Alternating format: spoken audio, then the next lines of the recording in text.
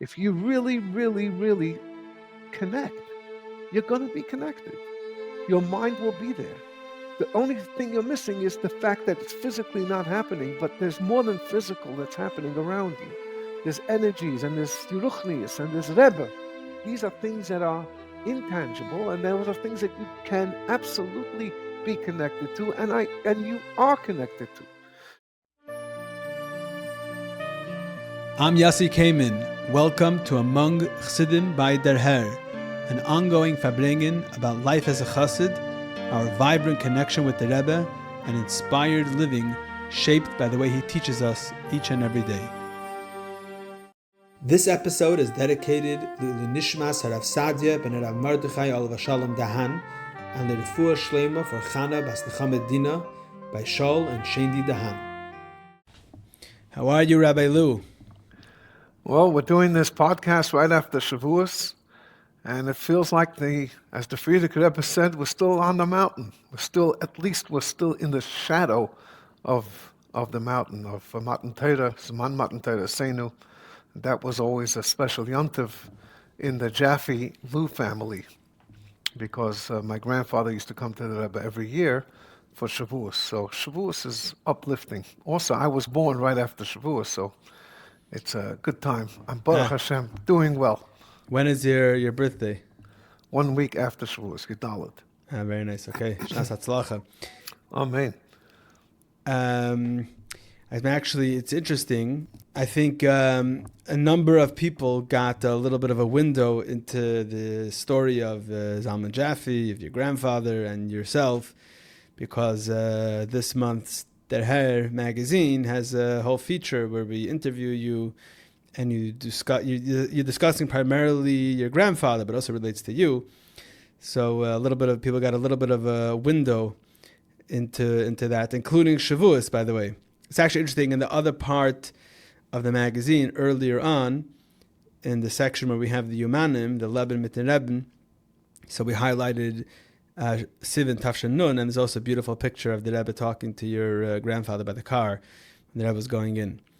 So I think the people already got a little bit of a window into what's going on over here. Into my yichus. Is that what you call it? It's yichus, yeah? It's yichus, yeah? That's how the Herr article began. The first line, it says, I came to New York with the yichus. Right.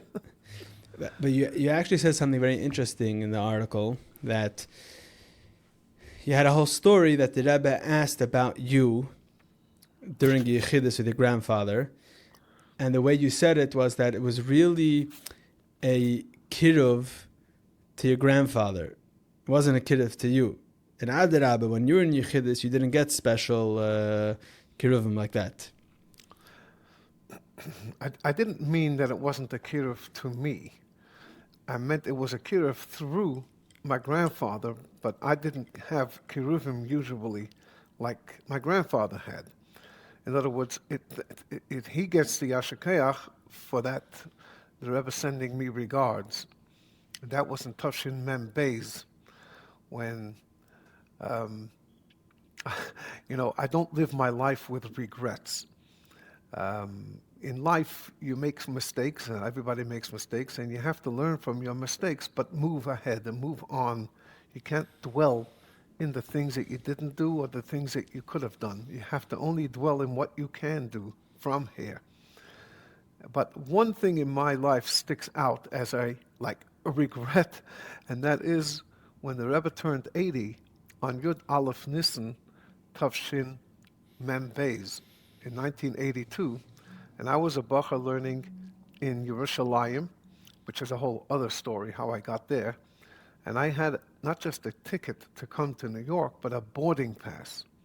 I already had a place a seat on the plane. And then the Rebbe on Rosh Chodesh Nisan, at 10, 11 days before, he asked that people don't come and take the money and give it away for half for tzedakah and half for the expenses of Pesach. And I was a bacher. I couldn't get rid of this ticket. There was no exchanging this ticket, so I would have lost the ticket, and I did, because there were people around me who kept on saying, how could you go to New York. And the Rebbe said, don't go. The Rebbe didn't quite say, don't go, but the Rebbe suggested the pressure was put on people. Anyway, I don't want to get into the whole story, but the bottom line is I didn't go, and I felt very unhappy, and I regretted the fact that I didn't go with my own gut feeling and just go. And that year, the Rebbe sent me regards, and so did the Rebbitzin, because Yudalef Nissen was a Sunday, and my grandfather went to see the Rebbitzin, and he told the Rebbitzin how disappointed I was, how unhappy, how upset I was. And the Rebbitzin told my grandfather to tell Yossi that he doesn't have to be at every single thing, something to that effect. I know I didn't hear it from the Rebbitzin, so I'm not sure exactly what the words were, but that was the message was it's okay, you know. Or after I farbrengt with myself a little bit, I realized that I think Yudalef Nissen can become Yudalef Nissen even without me being there. But but still, I felt like I, Yeah, yeah, you still have the regret. I still feel that the one time in my life, right, where I could have really just done something for me, and I was listening to other people. I mean, also the Rebbe that time, there's a whole story that the Rebbe told people not to come, but then at the end gave a yashakeach for those that did come, and the Rebbe gave out the tanyas. Yeah, the Rebbe did say in the sicha of not to come. The Rebbe said that it's my birthday, and on a birthday one needs to be in exclusion on their own, be his boidedus, and I need time for that. And if I have too many guests, I won't be able to spend too much time on my own. That's what the Rebbe said. He never said it any other year, but he said it on that year in Mem Beis. So he was he was basically didn't want the big crowds. I think that the Rebbe heard, and I know that the Rebbe heard of the people who just didn't want to go, and they felt very pressured because the Hasidim around the world were saying, if the Rebbe means anything to you, you need to be there. And that's a true sentiment, as obviously. The Rebbe's turning 80, and no Lubavitcher Rebbe turned 80, so this was a very big moment in Lubavitch. And they wanted that there should be the biggest crowd ever. And the Rebbe was very unhappy with people who are unhappy. If people were pressured to come, that was something the Rebbe never wanted to tolerate. What you're saying is that, I mean, obviously this is your interpretation, b'das tachten, but right, I don't think that I mean, the way you understand it is that his kashrus and the connection to the Rebbe should come mitzad the chassid, not for like a peer pressure type of thing. Is that the way you're reading into it? Yeah, in Tafshin Lamed Beis, there was a philanthropist who lived not too far from Manchester, and my grandfather connected with him, and he started giving money to Lubavitch. And my grandfather wanted that this guy should go to New York and have a yeshidus with the Rebbe. And the Rebbe sent out a long zettel, which is printed in the yearly uh, um, collections when they collect these zettelach. And the Rebbe wrote then that first of all, sending somebody from overseas to meet somebody else just like that isn't something that is like acceptable. And let the guy doesn't know me. You're putting pressure on this person to meet me. That the gist of the zettel was that the Rebbe didn't accept that somebody's putting pressure.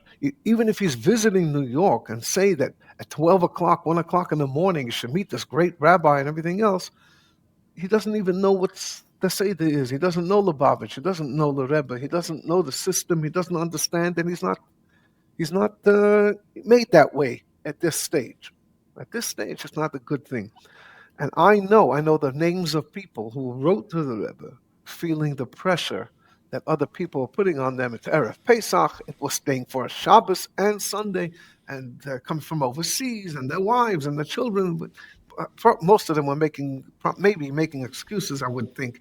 But either way, the Rebbe was not going to accept something. And I know people who actually wrote to the Rebbe. I know the names of these people. So um, that's why I believe the reaction was so strong.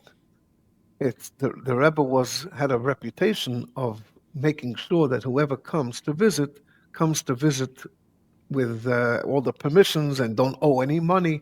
The Rebbe would give The certain Rebbe said that a permission few times, right? before Tishrei. Yeah, that you have to come. I think you have to be able to afford it. That's what the Rebbe said, and also has to be with permission from your household and from your wife. And they don't need you back in town, and so on. The Rebbe would say this before Tishrei, and so this was not a new thing. It was such a tumult in the world to go to the Rebbe for the 80th birthday, and it just stopped. This mountain just dissolved within a minute. What do you mean the mountain dissolved? You're saying like that whole... There was such an excitement. There were charters, there were planes, there were tickets and boarding passes, and the excitement to just to be there, to show up. The more Baroiv Am Hadras Melech, the pasuk says, which means with a multitude of people, that's the glory of the king. Just the people, the amount of people, Chassidim, who are showing up and saying, "Thank you, Rebbe. This is such a beautiful, important milestone for all of us." Etc. And it dissolved. It was a big farbrengen, but nothing to what it could have been. Thousands of people didn't come. Wow.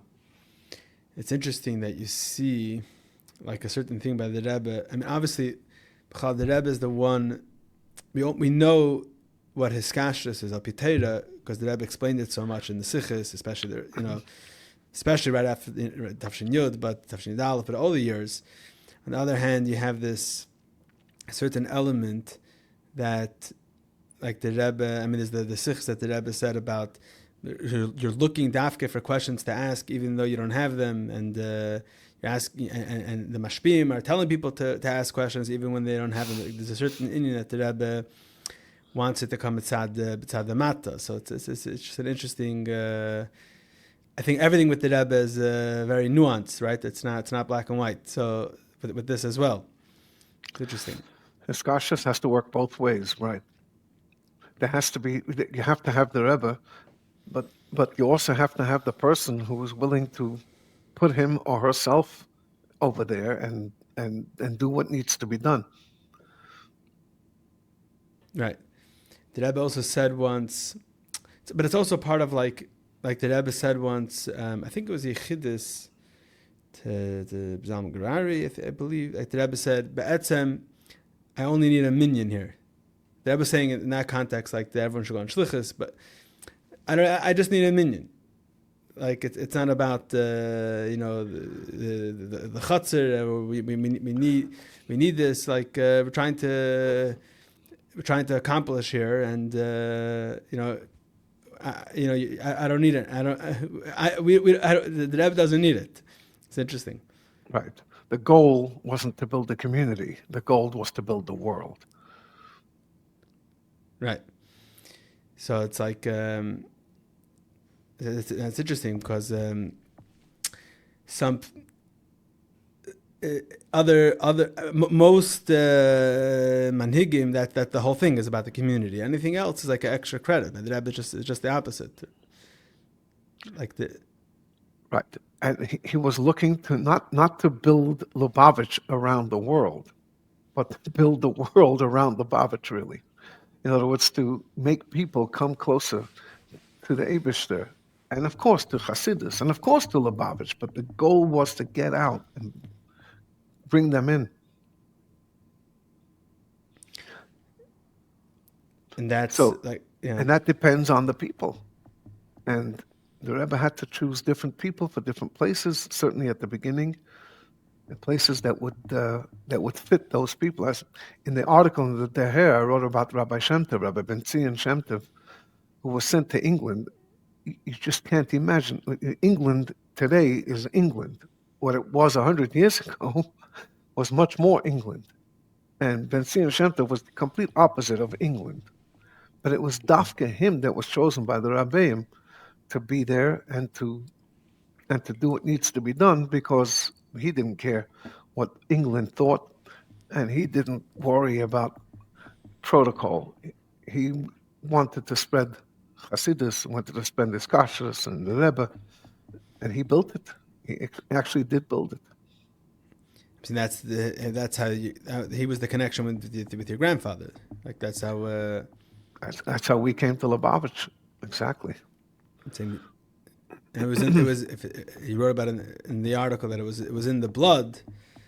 Comes from your grandfather came from Lubavitcher stock, but in Manchester was Rabbi Shem Tov.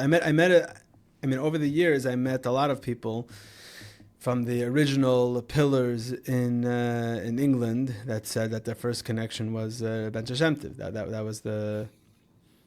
You knew him you grew up with him. Sure, absolutely. He left England in the late '60s, but so I remember him as a very very young kid. But he also came very often back to England after he left because his son-in-law was then the head shliach. He kept on returning, and he would stay in England for a few weeks, and he would continue helping and doing work and whatever it was. I'm not sure what he was doing. The last time I saw him was a few months before he passed away at the bar mitzvah of Yossi Futafas, who was the director of the Gan Yisrael. And he asked me if I'm going to invite him to my bar mitzvah. Yeah. He knew exactly who I was. He was very, very connected with my family, and from both sides, even the Lew side, he was very, very connected that way. You're saying he knew your father from New York? I'm not sure if he knew my father that well, but his son Avremel was involved with my family, my father's family, from Gan Yisrael, because they all went to Gan Yisrael.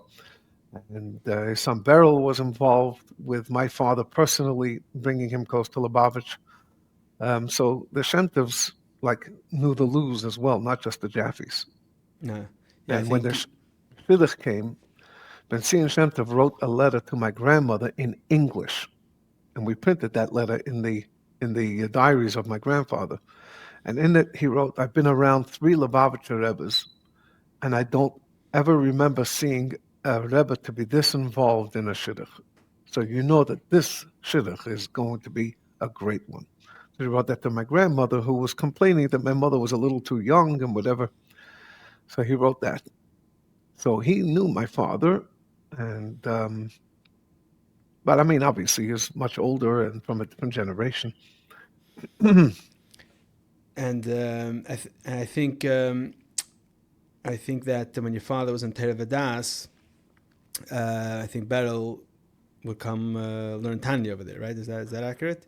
Yes, he would give us Shir Tanya, and he was the first one my father learned Chassidus with. Mm-hmm. Was Beryl, yeah. And Beryl's grandson is married to my daughter, so now we became a chatonim. Okay.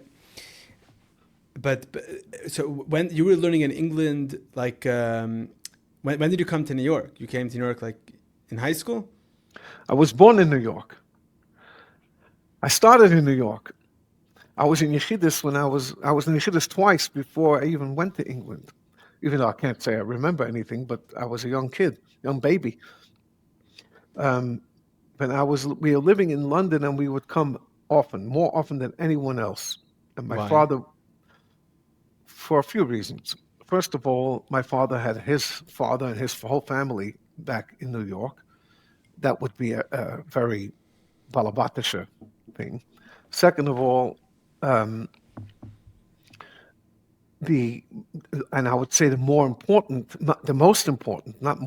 most important reason was because my father wanted that there should be a skashas to the Rebbe B'Peil Mamish. And when we came, we got tremendous kiruvim in Yeshidus and at Fabrengen's public. And the picture in the hair, the Rebbe shaking my hand, these are kiruvim that you just didn't have. And when children of shluchim came by the Rebbe, it seemed to be very he was looking at this. These are the people that are growing up on the fronts where sichos was happening. And it seemed to bring a lot of nachas to the Rebbe, a lot of joy. There was one time at the Fabrengen, I think I wrote about this in the Deher. I didn't write. I think I mentioned it that at a Fabrengen and once at a Sikha of Mi Yehudi, the Rebbe seemed to be after the niggin started, after the Sikha, the Rebbe seemed to be a little serious still from the whole sugya, the whole parsha of Mi Yehudi and its and the aggravation from it. And my grandfather, whenever there was a lively niggin, my grandfather would sort of stand up and sort of like go to the Rebbe, like, "Come on, let's be happy," like every time. But this time he did it a little stronger because he felt that the Rebbe looked a little, I guess, down or whatever. And the Rebbe looked up, and the Rebbe smiled. The Rebbe smiled broadly, and the Rebbe started like encouraging the song with the movements of his head. Then the Rebbe turned around and saw that I and my brother and I were saying L'chaim. So the Rebbe nodded. Then the Rebbe turned to my grandfather and said, "Learn from your grandchildren to say L'chaim, not just stand over there clapping." And things like this, we got attention like that whenever we came. And I think my father got attention, like very strong attention as well, because he came more often than most people. And he got special permission from the Rebbe to come for different reasons, even though the rule was you came once every 2 years. When we came, we would stay for 3 or 4 weeks. We hardly ever missed anything, not a mincha or ma'ariv. Maybe ma'ariv in the Shavuos time would be very late, but eventually we didn't miss Fabrengens, even though we were very young, and we would have to run out 6 or 7 years old. You'd have to run out. I remember things from those years. I remember from Tafshin Lamed from 1970. I was only 6 years old, and I remember different parts that went on at that time. Lamed Beis, Lamed Gimmel, Lamed Hey, the different years that I was there. So we came much more often. So we weren't that distant. And I think that other people in England saw that, and they started taking their sons. I was about to say that was probably a rarity in England. Very rare, and it cost a lot of money, and it wasn't a simple thing. And I'm sure that my parents had to give up different luxuries around the house or around their own lives so that they could afford to go to New York and take us with them, or take my father with him, or my mother with the girls. And it's so rewarding that Ad Yom Hazeh, till today, it has an effect on us. This being there and just knowing, understanding the ropes. Also, when we came, Rabbi Chadikov insisted that we go to school. And so I met a lot of people who later became very dear friends in Ola Torah when we used to go to Ola Torah, and classmates for 2 or 3 weeks. That's very interesting. I just did an interview with Deska Greenberg. And he said when he came for Tishrei, I asked him if he went to school. He said no. Tishrei is a disruptive time, but Shavuos time, or even Hanukkah time when we came, other times, I never came for Tishrei as a kid. But the other times, Shavuos is 2 days, and the rest of the time it's a regular school day. And we went to school from 9 to 4. We went the whole day. You went to Ola Torah? Went to Ola Torah. I remember Rabbi Scheiner, I remember Rabbi Elechaim, and Rabbi Engel. There's all the different Rebbes that were there. Rabbi Morozov. You knew Yiddish then? Yeah, absolutely. Yeah, the Rebbe spoke to me in Yiddish and Yechidus as well. Your parents spoke to you in Yiddish? No. But in school, the first language I learned in school, how to read, to write, and all of that, was Yiddish. Mm-hmm. And the Rebbe spoke in Yiddish, so there were the broadcasts, the hookups, telephone hookups from the Rebbe's Fabrengens. I would sit and write. That began my career in writing sichos. I didn't quite write the sicha. I wrote words that I heard, verstandig, words like that the Rebbe would use, and I would write them down. I still have those little booklets that I wrote. They were doing that in New York also by the rallies. that was a thing that kids would do. By the Fabrengens also, kids would write down the words that they heard. Right, it kept you busy. It kept you Right. So, busy. Or else in London it was 2:30, 3:30 in the morning. And so we would go to sleep a little earlier, get up in the middle of the night, and then go to the Lubavitch house there. And the Fabrengens could have gone on for 5, 6, 7 hours. And to keep a kid busy for all that time, you had to find ways. You know, the sichos were not, unfortunately, were not that interesting at that time.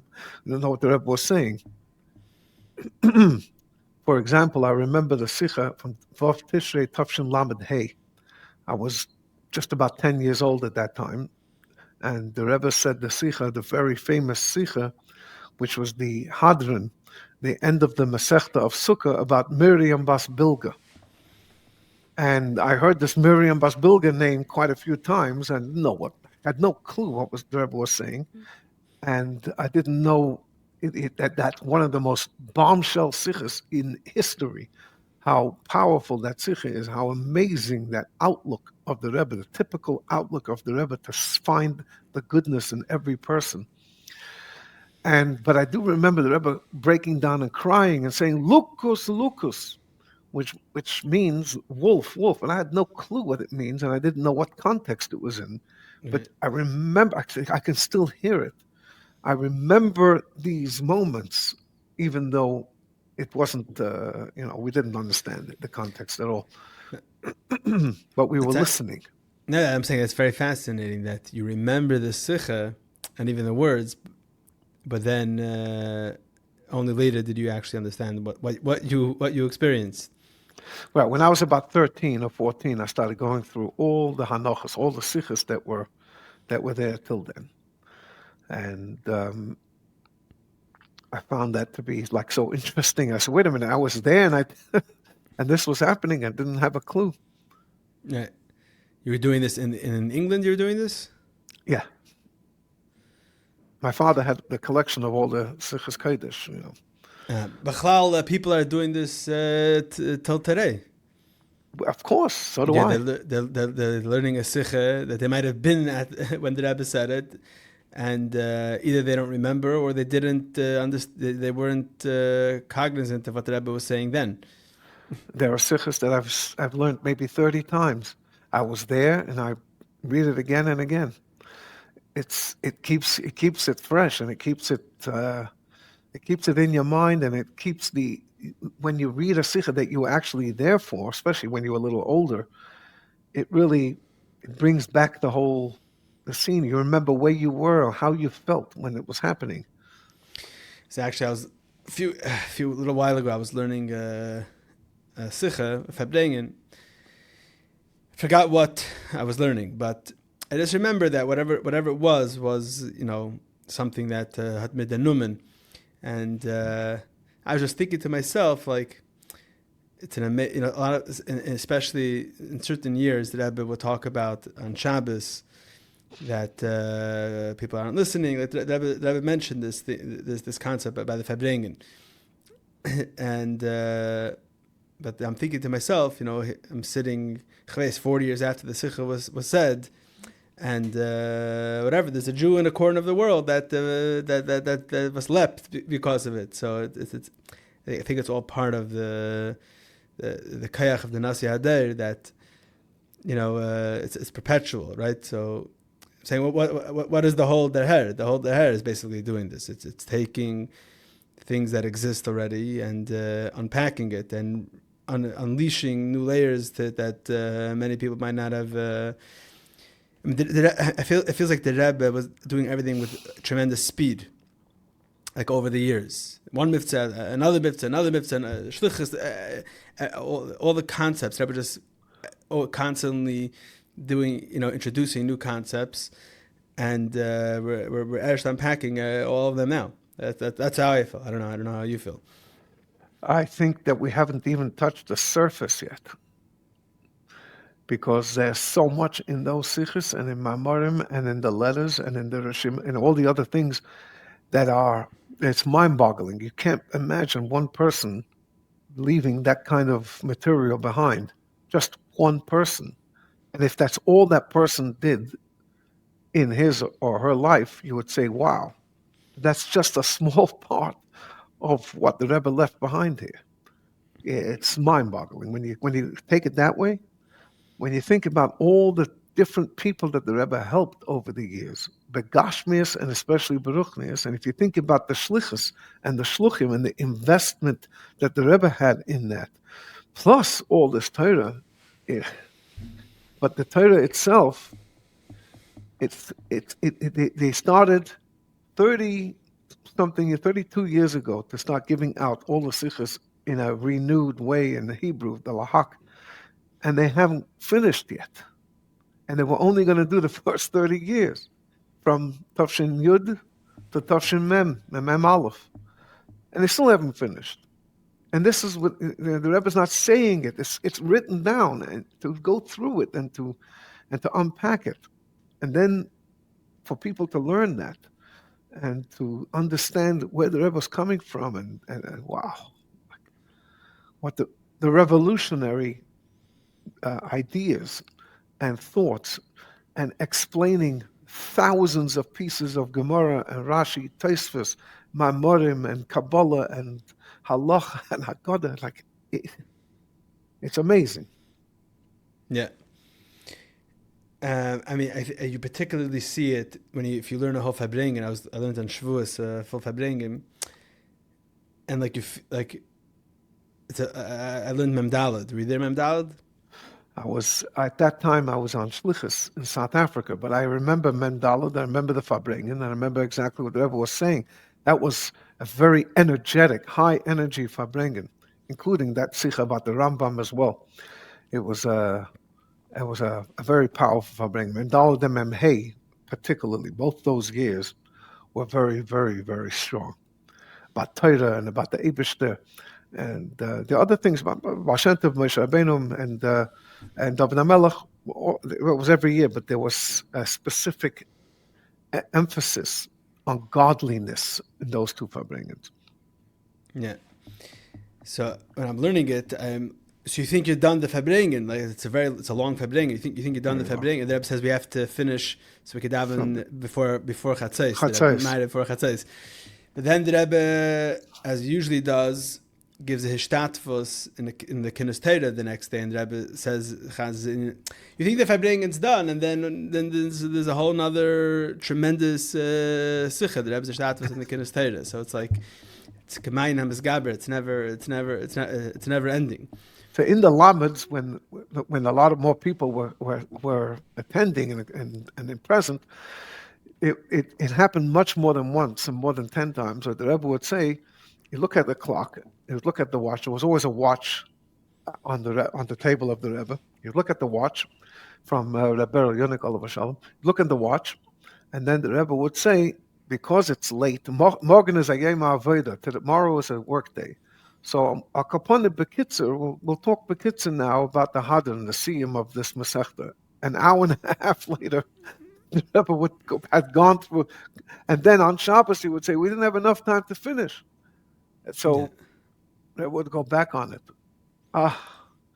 Those days, wow. And you also have a unique. I mean, you're involved a little bit with Chazara also, right? But like you were involved in the writing of what were you doing? You were doing the Rad. Like what were you doing? In the Hanachas? Yeah. What was your role? So again, since I'm a kid, I'm writing. When I was in my young teens, when I was already 13, 14, 15, I was writing by the Fabringens, the Fabringen, not just words. I was writing then. So I have. You're talking about still on the hookup. Yeah, in the Lameds. Lamed Ches, Lamed Tes, Mem Aleph, Mem Beis. When I was out, when I was not in New York, I would sit and write the Fabringen. And I would also record the Fabringen. I would make tapes as well. And so I would keep it with me. You know, the WLCC wasn't so advanced in that time, and the Hanochas could have come a few weeks later. So it was good to have with you a reminder. Sometimes the Rebbe said a sikha about the parsha, about whatever it is, and I had a non-Lubavitcher teacher, and in Lamed Ches and Lamed Tes, the Farbrengens of Shabbos were always Matzah Shabbos, and school would start late. He wouldn't know, because he was not Lubavitch, if there was a Farbrengen or not. So he would come at regular time. He'd come at 9 o'clock, and we wouldn't come in until 10:30. And it frustrated him. And one time, after a few weeks like this, he said, okay, so you were up for 3 or 4 hours from 11 o'clock to 2 and 3 in the morning, and you're coming late in the morning for your Gemara shir. Tell me, what did the Rebbe say in these 3, 4 hours? And so we started giving Chazara. And he said, forget about the Gemara shir, continue. He got very inspired, and he started coming himself to once or twice. Didn't come every week, but didn't come every time, but he came once or twice. He says, this is Meidadik, this is Chidushi Torah, and this is inspiring. He was very taken. So anyway, so when you had a particularly heavy sicha, a beautiful Rashi sicha, or something like that, it was good to have in writing. So I had experience in this area to begin with. And I came in Mem Gimmel. When I was in New York, I came to learning in all the Torah. I was Zal? I was in Zal, right. The Zal was on Troy Avenue those days. And I was asked to come in to be Magia, to check for mistakes. Those days, it would all be typed. So Simon Jacobson, who was the writer, he would type it up, and then it would undergo different people would look it over. His father-in-law for language, and then other people who were writing the Ha'aras, Maramakamis. And so it was retyped again to be in the format of printed Hanachas like you have it today. But the retyping needed to be perfect. It needed to be without mistakes. So I came in without mistakes.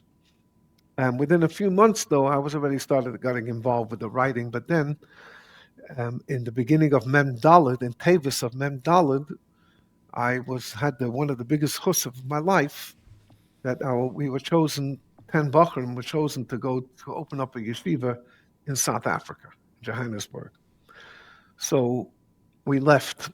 When we came back at the end of Mem Hay. That's why I said before, Shavuos Mem Daled, that was in South Africa. Shavuos Mem Hay, we were still in South Africa. It was a 2-year, not to come back in the middle type of shlichus. And so we came back in Elul of Mem Hay. And so Mem Vav, we got very involved. In Mem Zayin, Pesach time, Vayakov Pekudei was the first one. We started giving out the Teichen Kotzer. Teichen Kotzer was more than a Rad. A Rad was like 2 pages. So Teichen Kotzer was a smaller version in Hebrew of what the Rebbe said, a brief version. So first there was a Rad? No, the first thing came out was Teichen Kotzer. So when was the Rad something else? The Rad came out because Lahak also wanted to give something out, I guess. I don't know how. So the Rad is Lahak, okay. Yeah. Teichen Kotzer came out from Menachos Atmimim, and I was extremely involved by that point. Mem Zayin, we were writing already. And, but the Teichen Kotzer, I was writing it together with Chaim Abrams, who today is in Postville, Iowa. And we were on shlichus together in South Africa. And then it's a Mem Vav. The problem with Mem Vav was when we came back from South Africa, Tishrei Mem Vav, David Raskin, Olav Shalom, came over, and he said that he wants us to go to Ocean Parkway. Ocean Parkway needs a lot of chizuk. He wants us to go to Ocean Parkway. So we told him, I'm sorry, we just came back from 2 straight years without seeing the Rebbe, and we are done. We're finished. And he started badgering us. David Raskin was very good at getting things done. So he came in, but there was a brick wall. The Rebbe said, as he wrote about him, Meretz La'asiyah B'Payil. He really did. Getting things done. Right. And he knew that it would be critical. The Ocean Parkway was about to fall apart. And he was relentless. And they had a Zal there? They had a Masifta Zal. So the kids were 13, 14, 15, and we were 21, 22, 23. Mm-hmm. And we were not listening. There was no way he was going to get us to go. There was just absolutely no way. Among Chassidim is brought to you by Chassidische Der Herr. We live in a chaotic world. A world where for us Chassidim is a Seinu, Lei ra'inu, we do not have the ability to hear and see the Rebbe on a daily basis. Yet we know that the Rebbe is very much with us, and the Chassidus Chabad is alive and thriving more than ever before. One needs to only tap into it. Chassidus Daher provides you and your family with the tools necessary to tap into all of this. Whether it's the monthly magazine, the way it all began, whether it's Daher books, Daher online content, and so much more. Men, women, and children throughout the world benefit and use these tools on a daily basis. Whether it's children enjoying the children's magazine that comes along with the regular Daher, or enjoying the children's podcast, whether it's Bachrim in yeshivas receiving the Daher, whether it's girls in high schools enjoying their hair club in their local high school. People all over the world and from all walks of life enjoy and utilize these tools and take advantage of it. If you're not already subscribed to the Daher Monthly Magazine, do so today at derher.org. That's derher.org. Daher is a dynamic organization which is committed to continue providing these tools, grow on a constant basis, and do all that we can to help this effort. Baruch Hashem, it takes a lot of resources and finances to make this all happen. You can be part of Daher through your financial support as well, through visiting our website derher.org, or through contacting us to setting up a meeting. Thank you very much. Enjoy the rest of the podcast. So he went over to the Rashag, and the Rashag had a yechidus with the Rebbe in Genena Tachten in the beginning part of Tishrei. And the Rashag asked the Rebbe if he could make this happen. He said he wants the kfutza from, we came back from South Africa to go dafka this kfutza. Everybody's talking about this kfutza. So we didn't know any of this, but Simchas Torah that year, Mem Vov, was on Monday, Tuesday, and on either later in the end of that week, maybe Thursday that week or Sunday of the next week after Shabbos Bereshis, Binyamin Klein sent a message that he wants all the 10 Bachrim to come in to get Maskiras. I said, we're going to the Maskiras, and he says, the Rebbe wants you to go to Ocean Parkway. Huh? The Rebbe wants you? So one of the Bachrim, with a little bit of guts, said to him, what? The Rebbe said it? What did the Rebbe say? What did the words the Rebbe say? So he says, I'll tell you exactly what the Rebbe told me. So the Rebbe said, Ich will, die Kwutze, was ist zurückgekommen von dort in Afrika, sollen fahren in Ocean Parkway. I want that the group that returned from South Africa should go to Ocean Parkway. 7:30 the next morning, we were all at the Seder, and we stayed longer than any other group that was sent to Ocean Parkway. We stayed all the way into Iyar, basically till the end of, almost to the end of the year.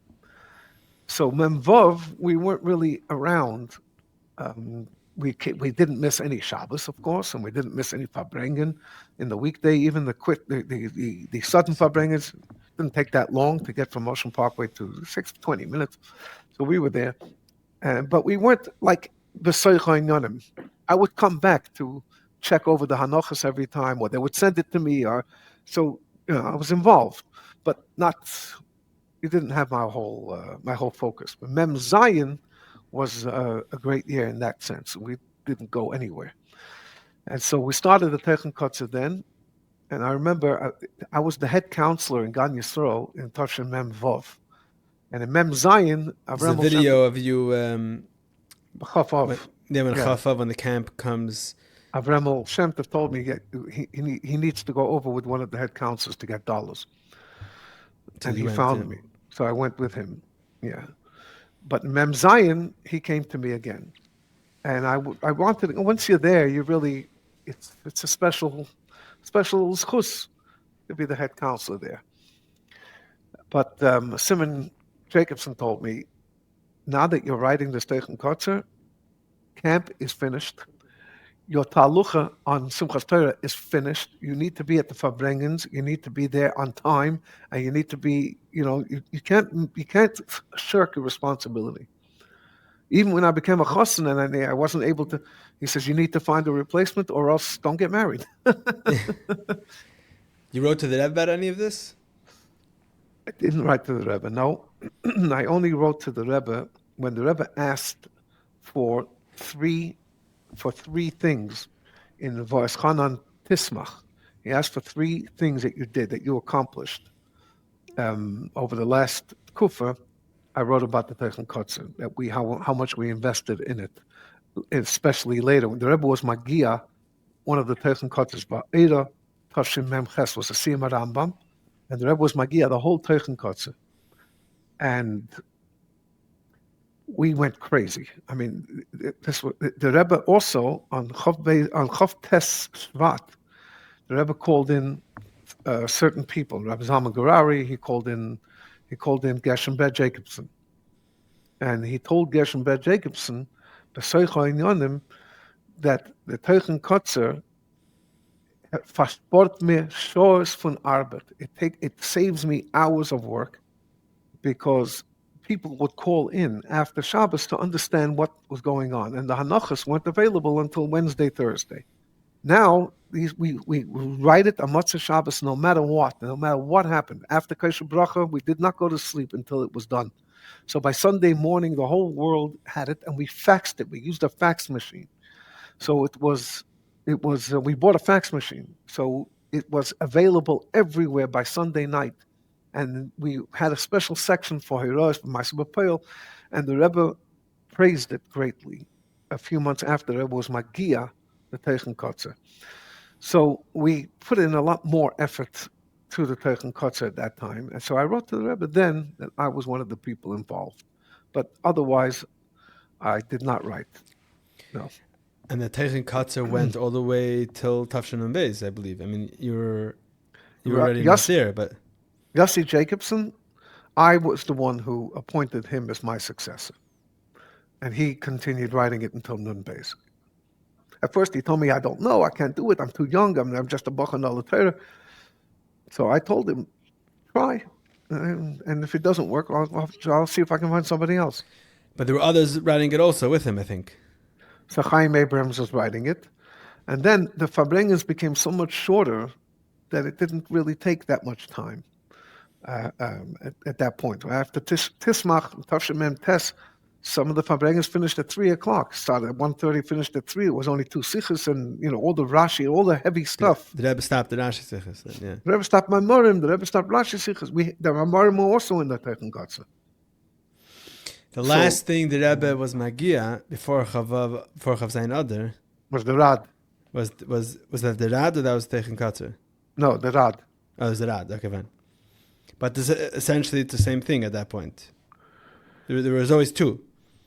And there might have been even 3, if I'm not mistaken, later. But there was also Fax Sicha. Right, Fax Sicha was written. Right. Fax Sicha is actually... Teichen Kotzer started this thing. When we were doing the Teichen Kotzer, it wasn't a Farbrengen of an hour and a half, but the Rebbe said 2 or 3 sichos. This was 3 sichos or 2 or 3 sichos before. Then there was a Maimon, then there was a Rashi, the Rambam, the Zayar, the others. This was a whole Farbrengen, sometimes finishing at 5:30, 6 o'clock. There was a lot of stuff there. The Teichen Kotzer could have been 20 pages. And so we didn't have a limit of 1 page or 2 pages. It was like a Hanocha, except that we took the liberty, if there were things that the Rebbe said that we didn't quite have the time to go into and get to the bottom of, we would leave it out and leave it for the Hanocha, which came later that week. Right, it's still a kitzer, it's a Teichen Kotzer, right? It's not a Hanocha. Right. Hanocha could be 50 pages. 100 pages, right. 100 pages, yeah. Very interesting. So this was like it was a tremendous, amazing time of my life, because to first of all, you cannot stand at a Farbrengen with a good memory and then walk away. There was a seder of how this needed to be done. This is Rabbi Yoel who taught it. It's in Chassidus, it's in Mamorim, especially Shavuos Mamorim, about Bittul, that if you want to explain, if you want to hear something, if you want to learn something, you can't think along with the Rebbe. If the Rebbe was saying something at Farbrengen, let's say the Rebbe asked a question on the Rashi, but your mind tells you, you just learned that Rashi, but doesn't the Rashi say something different than the next pasuk and everything else? You can't think that way. If you thought that way, then you didn't hear. Then you weren't listening. So in order to be at this Farbrengen on Shabbos and be part of this team, first of all, you had to have a good night's sleep on Friday night. Second of all, no cholent before the Farbrengen. Nothing that's going to make your stomach rumble. I didn't make Kiddush ever before the Farbrengen. I just I heard Kiddush and I took a little sip of wine, not to get my mind cloudy.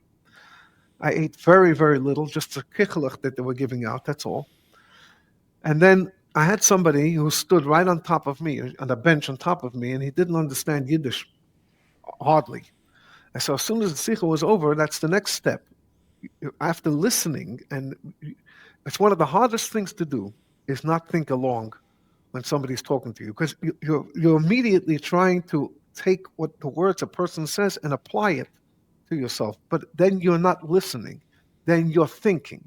There's an art in listening, just absorbing, taking it in. But then the next step you need to do is review, Chazara.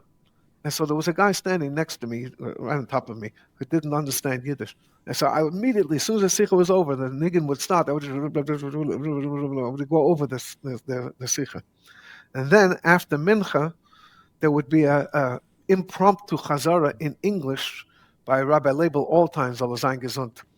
And I would join that. And then I would go to Simon Jacobson's house to eat the Suda Shabbos, and then we would put together the whole Farbrengen, no kitzer. We would go Chazara. So by the time Shabbos was over, I had reviewed it in my mind 3 times. I reviewed it or heard it from someone else 3 times. And then there was Rabbi Yoel's Chazara on Motzei Shabbos. At that time, you can write. So Simon I wouldn't be at that Chazara because we would immediately start writing as soon as Shabbos was over. As soon as Havdalah were made, we sat down and we started writing. And so Simon would later, an hour or two later, would bring the notes that he had from the Chazara, because there were certain elements where... And he would go to Rabbi Yoel's Chazara. Right.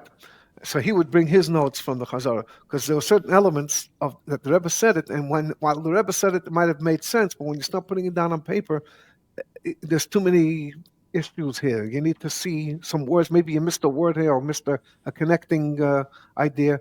So then we would have it on paper. Then we had Simon was available to talk to him, to ask him. So this was it was not just simply listening to a Farbrengen with a good memory. The memory is just a part of it. Rebbe Yoel didn't just stand there and take it like a tape recorder. Between each sicha, Rebbe Yoel would sit down on the bench where he would be standing. He would actually sit down, and you would see him. Many times his hands over his eyes, and going through it, reviewing it, chazering it. And when you had these, sichos, 3-day yontiv, so the Rebbe would say a sicha, Wednesday night, Thursday night, Friday night, these 3 straight nights, and you couldn't do anything until Motzei Shabbos. So we would have chazara twice a day, after Shachris and after Ma'ariv, each sicha. And one time by the bracha of Erev Yom Kippur, and Tafshin Mem Zayin to the Bachrim, the Rebbe would come a few minutes before Lichtmenschen. That bracha went on for about 23 minutes, and the last 2 minutes the microphone went out. It was already Shkia, it was already Yom Kippur. And so it needed Chazara from that. And so on, There were many times like this. The nights of Sukkot, in the Sicha to the Urchim, I was always inside, right in the front. In the Sukkah. In the Sukkah, when the Rebbe spoke to the guests. Motzei Yom Tov after Kesha Bracha, there was Chazara at 2 a.m? No, we didn't need that, because we would write after Shabbat. As soon as Yom Tov was over. The only thing we needed to remember... So you didn't stay by Kesha Bracha? Oh, I didn't go anywhere. I stood right opposite the Rebbe by Kesha Bracha. You won't see me in most of the pictures, because they don't have the pictures of the crowd. They have the picture of the Rebbe and the crowd, but I was opposite the Rebbe, so you don't really see me. But you see me in the videos. You see me in the Matzah Shabbos Bereshis Tismach. You'll see me.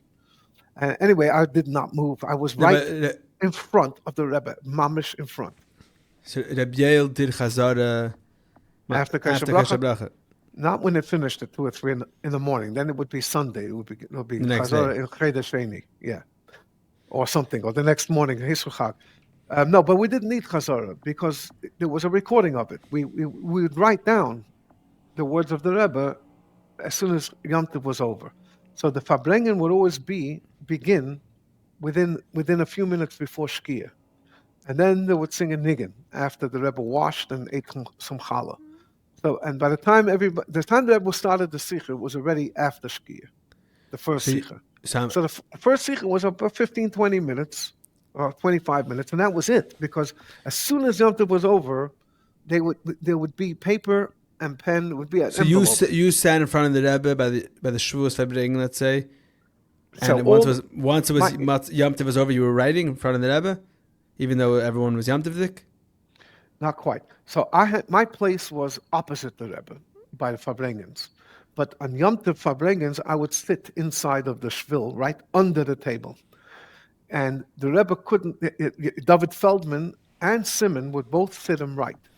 They would have notepads, and they would, pads that you could quickly turn the page and keep on writing. And where they sat, they couldn't see the Rebbe, and the Rebbe couldn't see them. Only on Yom Tov. Right. There's a table. They only sat on Yom Tov. There's a table in front of the Rebbe's Farbrengen table, and on that table they would sit. They would sit. They would have a couple of there would be like a bench there, or maybe a seat, and they would sit down right at the table, and they would pull out this envelope, this bag that they have inside. They had 3 or 4 pens because in case a pen runs out. And they would have extra whatever, and they would have something not muksa in it, so that they can bring it with them. So you couldn't hide it anywhere. On Nachal Pesach and Shavuos and Rosh Hashanah, you can put it under the table. But they removed all the Farbrengen tables for hakafas, so you could only bring it in. Anyway, they brought it in, and as soon as they had a watch with them, as soon as the minute Yom Tov was over, they would bring out the pen. Nobody could, even the crowd couldn't see it. Nobody could notice it. They were hunched over the whole time. So they were like hunched over, like under the table. Who was looking down there anyway? So, no. I don't think the crowd saw them. The Rebbe definitely didn't see them, but the Rebbe knew that this was happening. The Rebbe knew the system. And so I didn't really need to write. There was only one time that I wrote, but it wasn't necessary. But I would still sit in the front just in case I would need to write. And also because people who came, the people would start coming from Long Island and from New Jersey. As soon as Yom Tov was over, they would get in the car and try to catch the last hour or 2 or 3 of the Farbrengen and stay for Kasher Bracha. And so there would be a tremendous racket. It would be a big noise. Because women were coming, children were coming. It was a big noise. Where in my place, much bigger. And so it was often that I sat in the shvil on Yom Tov. Also, Leil Simchas Torah, there were times that I also sat inside. But usually in those years, still it wasn't. You weren't supposed to sit in the shvil. Like there wasn't. I never sat in the shvil any other time. I wouldn't sit at the Rebbe's Farbrengen. I wouldn't sit. Stand. I would always stand, but only those times were the exception because you couldn't stand in the shvil. And there were other chevra who sat in the shvil. I would tell the other chevra, can you do me a favor? Just for this Farbrengen, can you stand in my place? It's a very good place, right opposite the Rebbe. It wasn't a bad, you didn't have to go to the other side of the world. Some people protested that, but I wasn't there that often. So it's a whole thing in Lubavitch. My place. It's a big concept. Right. I had a place. My place and Right. mine, and this is my daldamas. You can't. But all the Avos Yisrael, but you don't start with someone's place by Farbrengen, right? Farbrengen or Hakafas, Mokken Kavur. There was one time that I actually put somebody in my place by the Rebbe's Hakafa on some Chazara Mem Vav, because this person didn't have a chance, and I just gave him my my spot. And every time I see him, Adayem Hazeh, he constantly gives me a thank you. He says, it turned my whole life around. Someone that you knew? Someone that I knew, yeah, who's much older than me. He's got to be at least in his 80s today. But every time I see him, it's like he's. The Rebbe's Hakafel was a Gilui Elikus Mamash. I'm talking about the Rebbe's own Hakafel, the whole Hakafel. The whole Simchas Torah was Gilui Elikus. The whole Fabring, everything was Gilui Elikus. But this was the Rebbe pouring out, just pouring out. And so to give that away was one of the biggest Mesiras Nefesh I ever had. But I felt that for this guy, I just felt. So you must be like from England or something because you did that. The guy is from England. Yeah. No, so you must be from England or something that you gave away your place for Simchas Torah. I don't know if many people would do that. It's not where you're from. It's when you're in the presence of the Rebbe and feeling the Rebbe. What would the Rebbe want you to do? And I've had to use that in my life quite a few times. What would the Rebbe want you to do? You know, I was there, Gimmel Tammuz, like everybody was there. And then Nun Daled, I was inside the oil during the Levaya. And I said to myself, okay, the next year came, Gimmel Tammuz Nun Hey. I would go to New York. It was a Shabbos. I'd go to New York. In Nun Vav, my wife was in the 9th month. And she basically said, I cannot go. And I didn't go. And I don't think I had a more miserable day in my life than that year. And that year I made a hachlata. That's never going to happen again. And 3 years later, not only was she in the 9th month, in Tammuz, Gimmel Tammuz, but the baby was due on Gimmel Tammuz. And I davened Shachris in Atlanta, and I flew to New York, and I called every hour. Those days, the planes had a phone. You put a credit card, it was $10 a call. I called every hour, because if any kind of labor, I would turn around and get in the next plane and come right back. And I was in New York from landing to takeoff. I think it was 4.5 hours.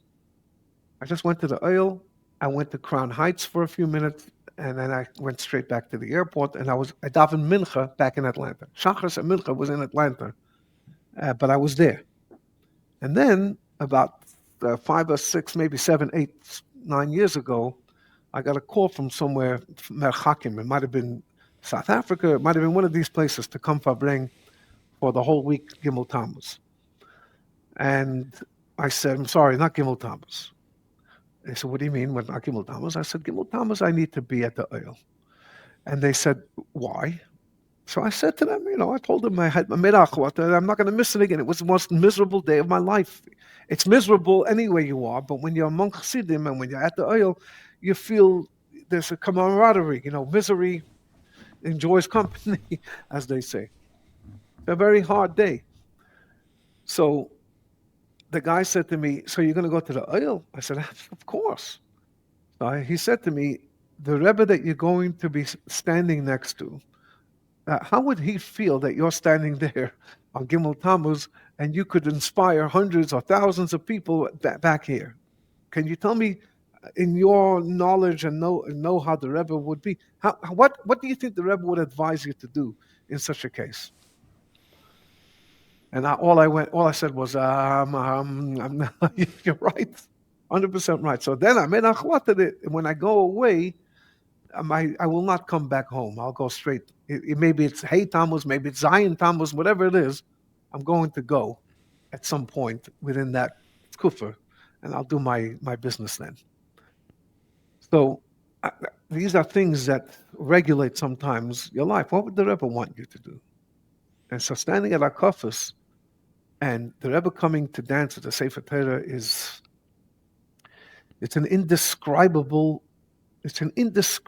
moment. It's choros ala luchos. It's engraved in anyone who was ever there. I'll give you an example. I don't know how we got to this, but I'll give you an example. In Tavshin Mem Tes, Simchas Torah Tavshin Mem Tes, my grandfather had just had hip replacement surgery. And the doctor told him he cannot go to New York and be in a crowd like that. And so he said, I will take every precaution. And so when it came to Hakafas, it was impossible to take any kind of precaution in Hakafas. There were just too many people there. And whoever was there was very, very, it wasn't just you were there and packed in. You were there with an excitement, which again, it's almost impossible to describe this. There was this anticipation and this Aufgehebenkeit. It's not just like you were in a different room. You were in heaven. And therefore, you knew it. If you're going to be there, you heard about it, and they described it to you. And so if you were kipshute, you physically there, you knew that the Rebbe is about to come in, and your whole year is like going to be changed as a result of this. And when you saw the Rebbe on Simchas Torah, it was a different person.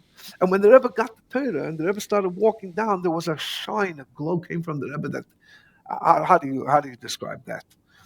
So there was this. It wasn't just a crowd of people. It was a very high-strung crowd of people, and not always did the people look out for each other.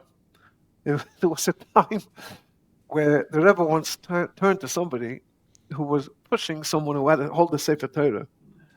And the Rebbe said, if you're trying to make a place for the Sefer Torah, remember that there's a person who is holding the Sefer Torah. He's more important. Yeah. It was hard to remember that when you were in that kind of atmosphere. I don't know if they're talking about the same time, but I think it was Zalman Gerari fell while holding a Torah, and people tried to take the Torah from his arms. Out of him.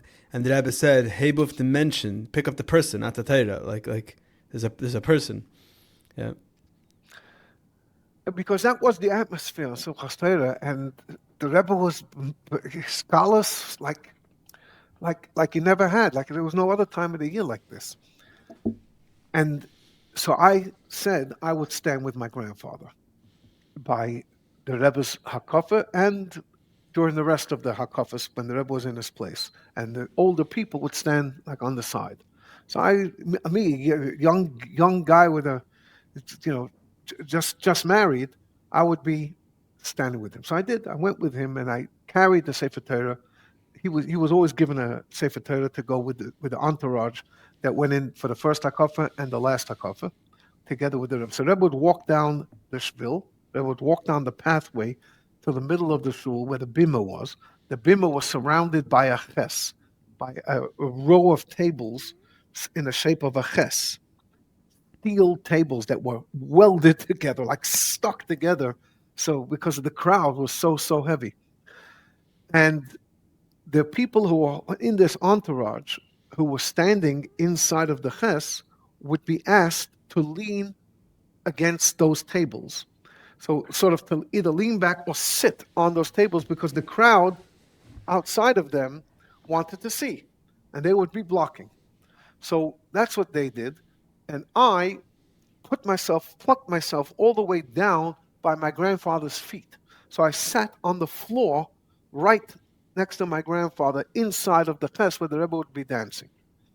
And the Rebbe starts dancing with the Sefer Torah, and then the Rebbe, in the later years when the Rebbe was dancing by himself, the Rebbe would take the Torah and basically fabring with every person there, make eye contact, look into the eyes, and there were thousands. And so the Rebbe would hold the Sefer Torah and go like this, for all corners of this bima. Look to every side and spend some time. I can't say a lot of time. In Tismach, the Rebbe spent a lot of time. But in regular years, it was several minutes on each side. And each side the Rebbe was on, the back was to the other side. The side that the Rebbe's face was towards would go crazy. It would jump up and down, screaming. Like, this would be such a moment, such an incredible moment. And I'm sitting on the floor. And the Rebbe comes over to this side, and the Rebbe's shoes were by my shoes. That's how close the Rebbe was. Kipshute, mamash standing at the table where the people were. And all I did was I looked up. I looked up at the Rebbe's face, the Rebbe's holy face. And I know I'm going to sound like a radical Meshuggah, and perhaps I am. I could be considered one of those. But I'm telling you, streams of light were just pouring out. I never saw the Rebbe like that because I didn't see the Rebbe that close when I was by Hakafas. I stood a little further back. So, from the distance you saw. But I didn't see that close. I was literally within 3 feet of the Rebbe. And all I saw was this energy, this light that was projecting out of the Rebbe, which is, as long as I sit here, it wouldn't be impossible. One year on Gimmel Tammuz, in the earlier years, it was in the Nuns, and there was a Farbrengen in Beis Rivka. So it's a long time ago. I don't think they do the Farbrengen in Beis Rivka anymore. Yeah. I'm not around. Yeah. I'm not around these days. I'm all usually Farbrengen somewhere. So I was in Beis Rivka, and it was 2:00 in the morning. It was, in other words, the crowd was much smaller. And there was a side table. Rebbe was leading the Farbrengen. Next to him was Rebbe Shapiro, and there were other prominent Hasidim. And Rebbe went on for 2 straight hours. I cannot forget this because what he was saying was something that I'm saying right now. I know this. He was saying, could you imagine a Yelud Ishta? When the Rebbe received the Sefer Torah, a human being should change this way. The Rebbe, his face lit up. That's how Rebbe was saying it. And for 2 hours, he continuously belabored this point, that how do you explain that a human being gets a Sefer Torah and the entire demeanor changes? You couldn't recognize him. That's what he was saying. Not you couldn't recognize the Rebbe, obviously. The Rebbe looked like the Rebbe, but there was this energy that was pouring out of the Rebbe on Simchas Torah that you just didn't see. Only on several occasions, here or there, special occasions, you'll see it. So, moments, days, times like this, you didn't want to miss a second of it. It was special. It was unique. Each year was different, somewhat. It was an experience that you took with you for the rest of the year, or even for the rest of your life. It was choros, as I said before.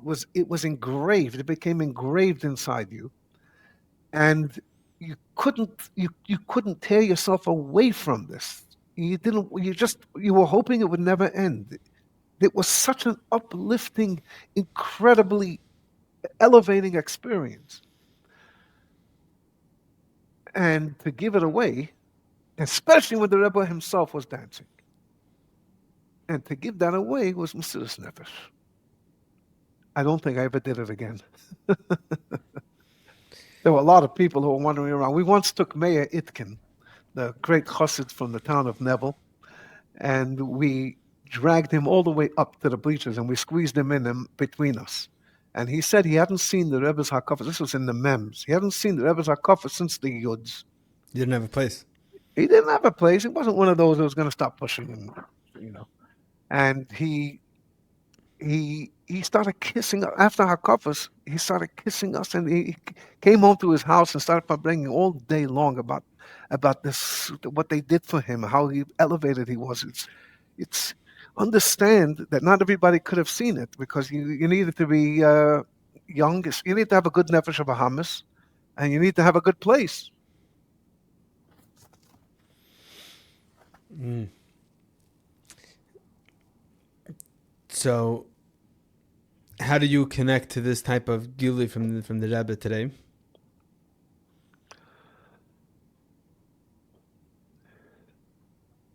I talk about it as much as I can. I describe it to people. I try. And I am told that I have a way of describing things with many details, so that they could so people could sort of put themselves there, can imagine themselves being there. I've also written several articles before the Deher. I think that the Deher might have come from this kind of thing. I've written a bunch of articles. I'm about to give out a book about You the wrote Rebbe. those from. I read many of them, maybe all of them, where you go through certain time periods. I mean, some of them are certain dates, and some of them are like topics describing things by the Rebbe. You wrote those all from memory. I started writing it from memory, but then I realized that there may be things that I didn't see.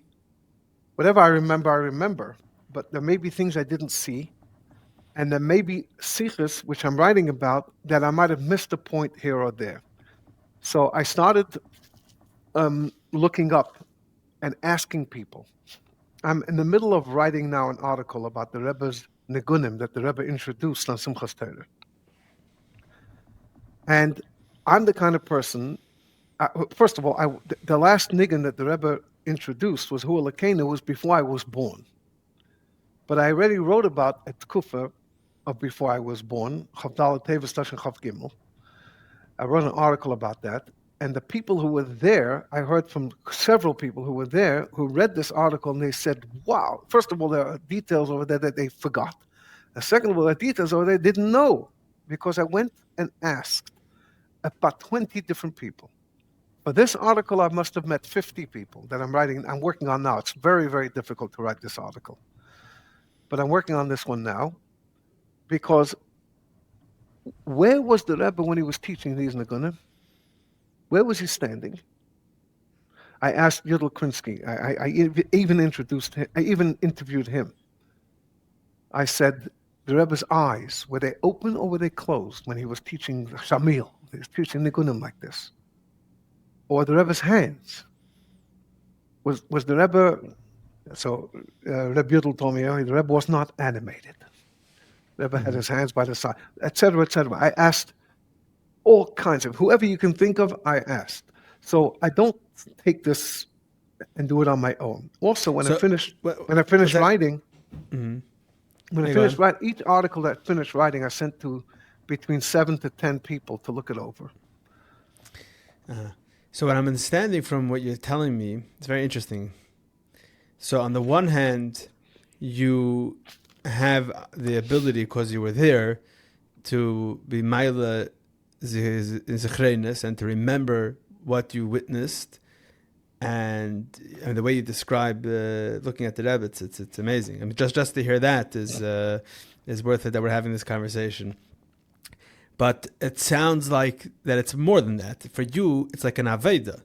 It's part of the one of the ways of iskashrus, and part of the aveda to describe and to relive moments with the Rebbe. So you're even going to do moments that you weren't there, because this is something that needs to happen, right? Am I saying it right? It's a little bit more than that. I don't consider this zichronis. Zichronis means memories. I don't want people to read memories of the Rebbe. I want people to actually feel that they're there when they're with me, and I'm putting myself there. In other words, if I don't feel like I'm there, I can't write about it. So when I wrote about Chav Dalet Teves Chav Gimmel, after I asked all these people, I started learning the Hanochos, and then I listened to the tapes many times over, just to be able to imagine me being there, and then I can feel it. I don't want to just write what the Rebbe said or what the Rebbe did. I want to write how people felt. And some of my buddies would tell me, what do you need to write your feelings? You felt this was a very nice sicha? Who are you? Like some people criticized me for that. And I said, if I was you and you were the writer, and if you were the writer and I was you, I would have the same complaint. I don't need you to tell me how to feel.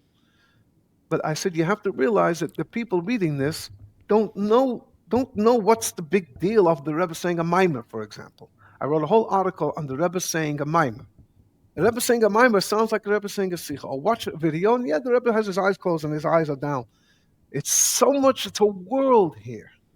And that's the point. The point is not just to say that the Rebbe had his eyes closed, to say how the crowd felt.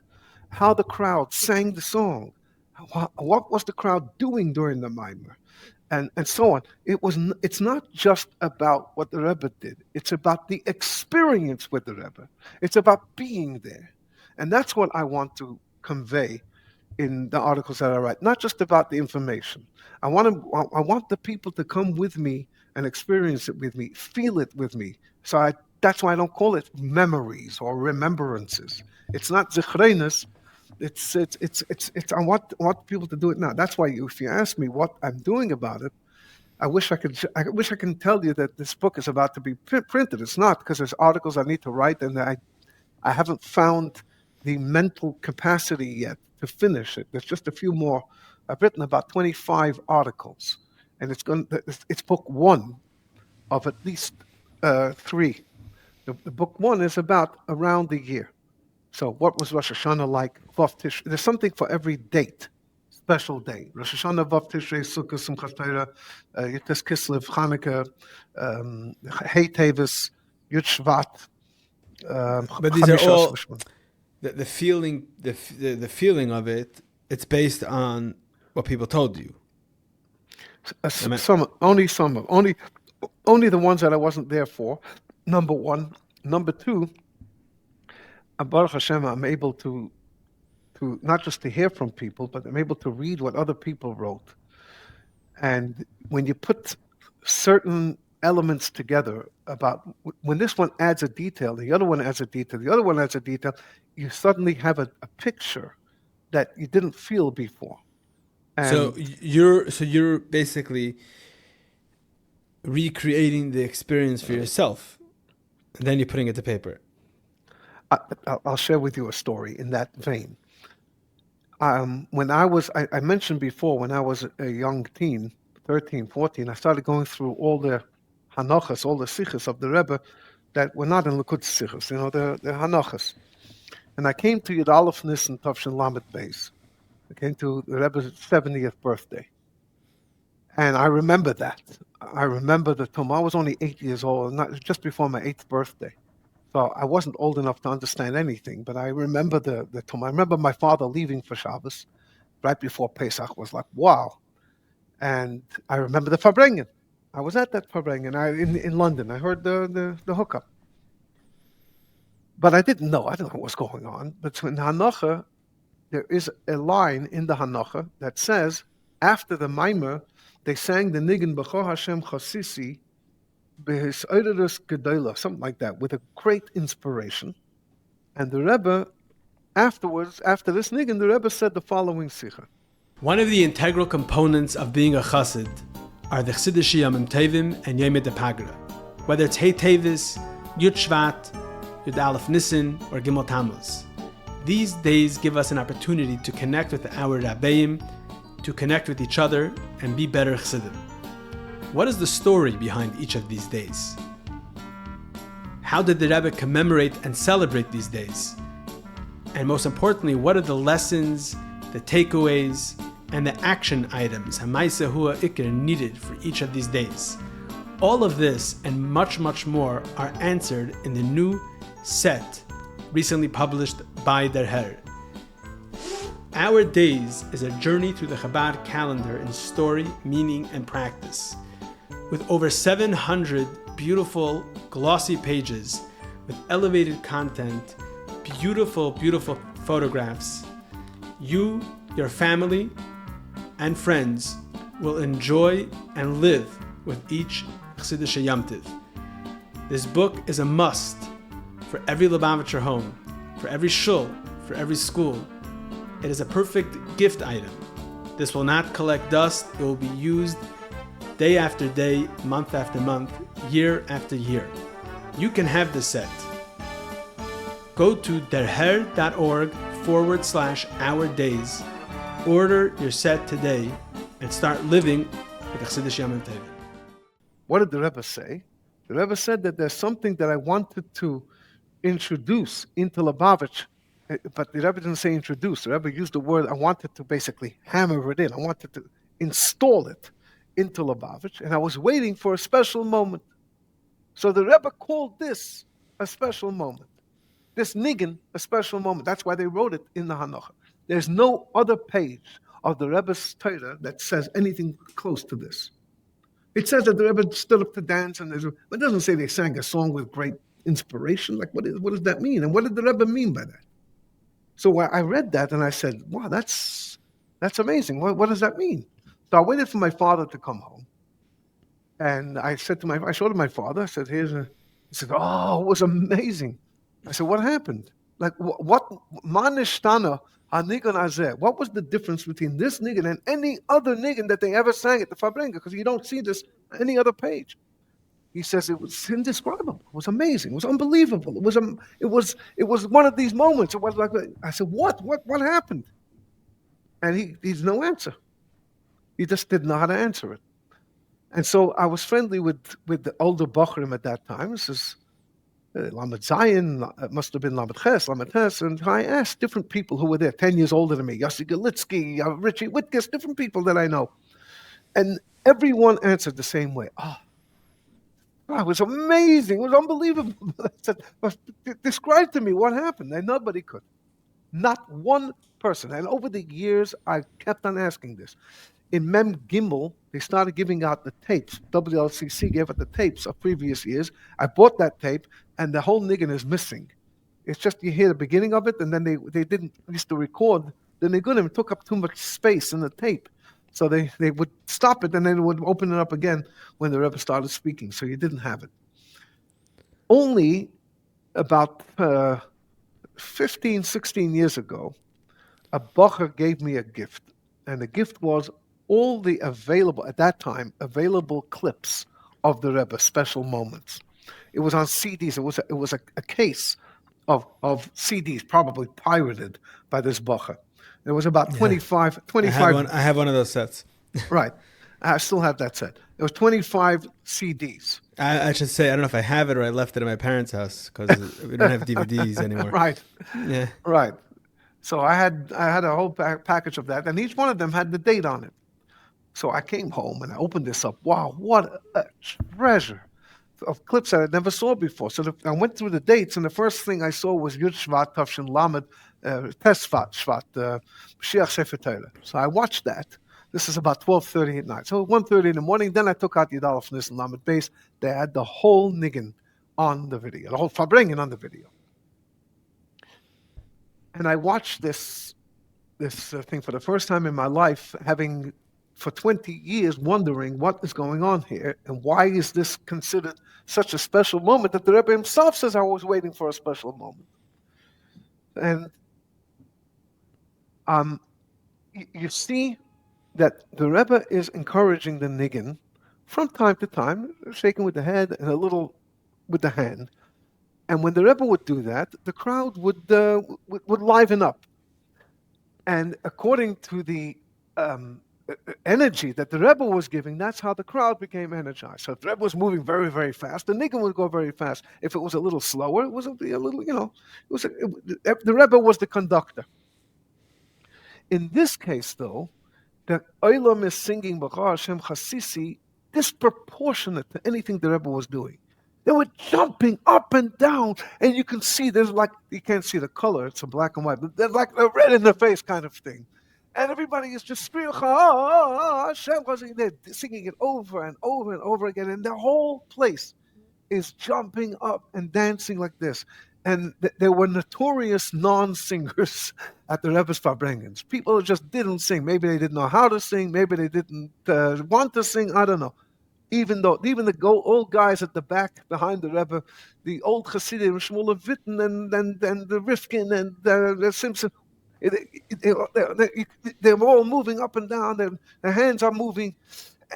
And at one point, even the guys sitting were standing up and dancing. It was like, it was a crowd that was just, you just don't see that because at the Rebbe's Fabrengen. You see the conductor part of it, but you don't see how the place is just going crazy by themselves. So I watched this. It's about 20 minutes. And then I rewound it. I started watching it again. By the third time, maybe even the second time, certainly by the third time, it suddenly hit me. And I jumped out of my place and I started jumping up and down and I stayed up for the next thing I knew it was 5:30 in the morning. I had watched this maybe 10 times because I suddenly caught on to what was happening there. And this was a moment where the place was screaming 3 words: I love you. The Olam, the people who were there, who got so caught up in the Ashreinu Matev Chalkeinu, in the Avas Chassidim to a Rebbe, that it just spilled out. There was no controlling it. And the Rebbe, at the time, there was no one saying L'chaim. Everybody was just singing and dancing. The Rebbe is moving back and forth. He's watching. He's looking. He has a slight smile on his face. And he's like taking it in. At the same time, the Rebbe is, but the Olam is going Meshuggah. And they're screaming out, basically, we don't know how to say this. We love you. And the Rebbe said, you love me? 71 new institutions, please. Now you can take over the world. If you love me, it's not about dancing and singing. We need to dance and we need to sing. But now you take this energy with you and take over the world. This is my way of looking at it.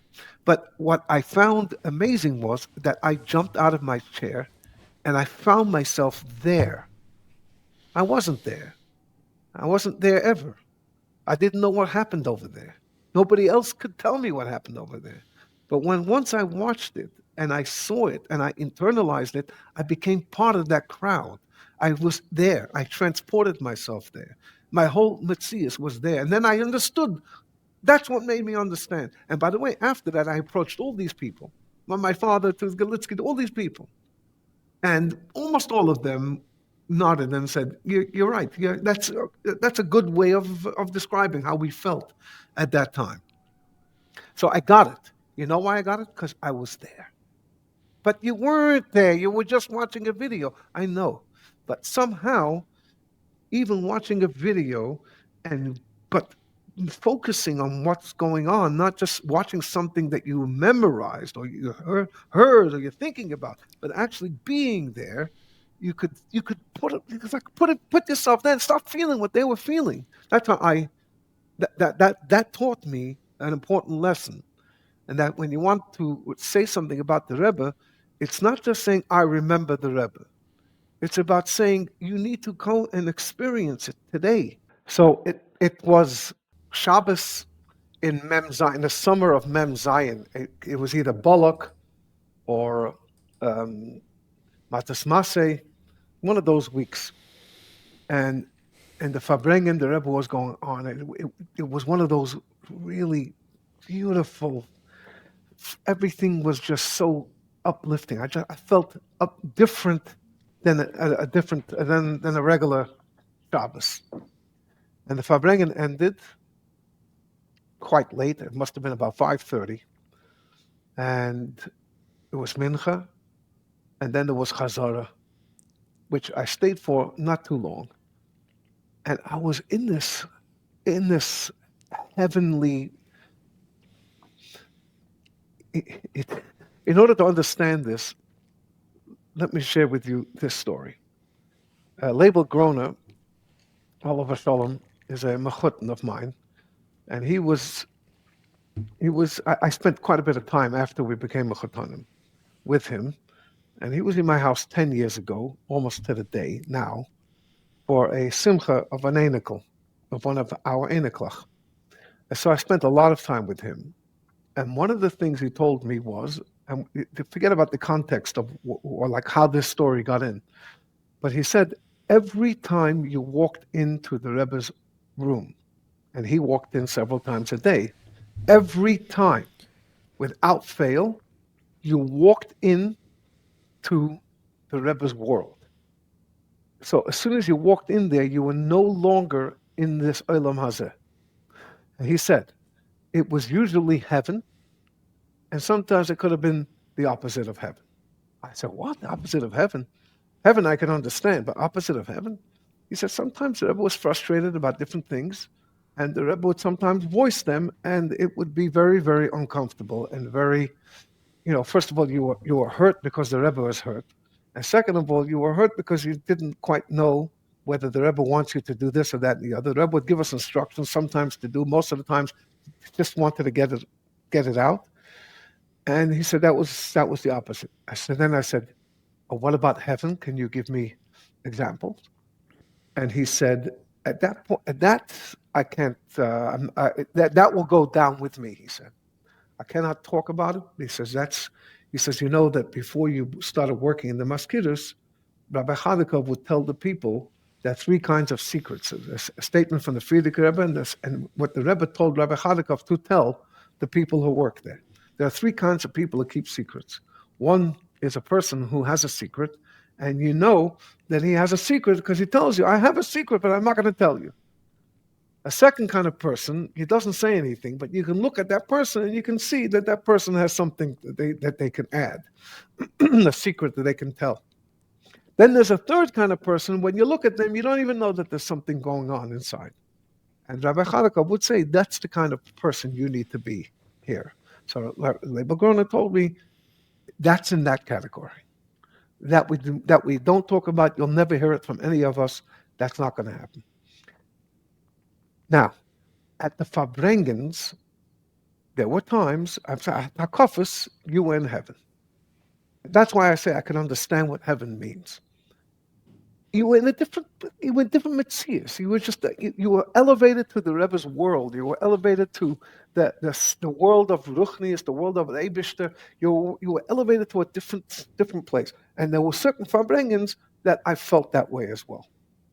And I left 770 to go on to Eastern Parkway. I walked up the stairs, and I started rubbing my eyes. I could not understand how the cars were going up and down. I was so lost in this heaven that I forgot that there is a world, just for a second. But I just look, I said, to come down to earth, or as I said right at the beginning, to come off the mountain.